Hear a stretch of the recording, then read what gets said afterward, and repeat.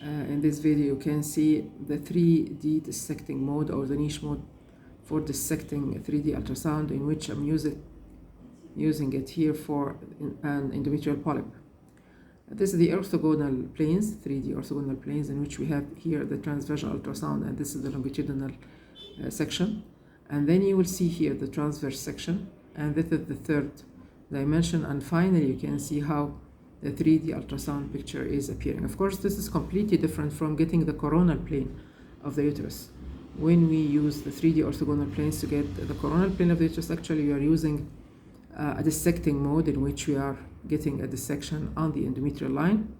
But here we can see how we use the 3D niche mode, in which we get two perpendicular planes on each other to get the extension of the endometrial polyp and where it can be seen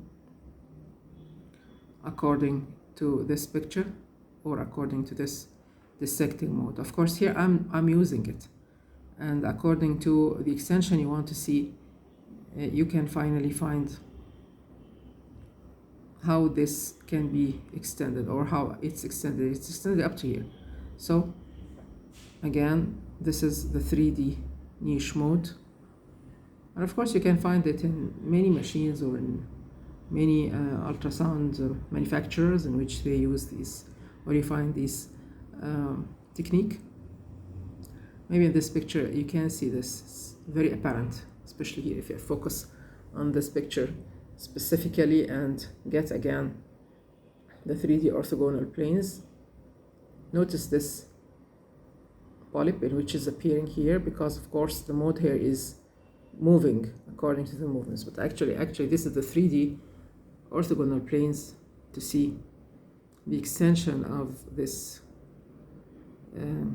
polyp. Of course, its importance actually for the hysteroscopic intervention.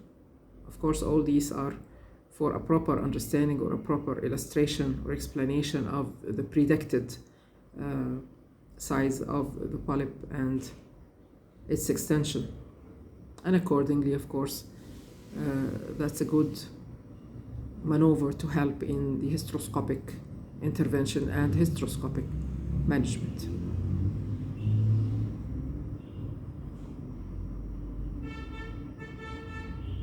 Again, remember, this is how it appears here in that plane.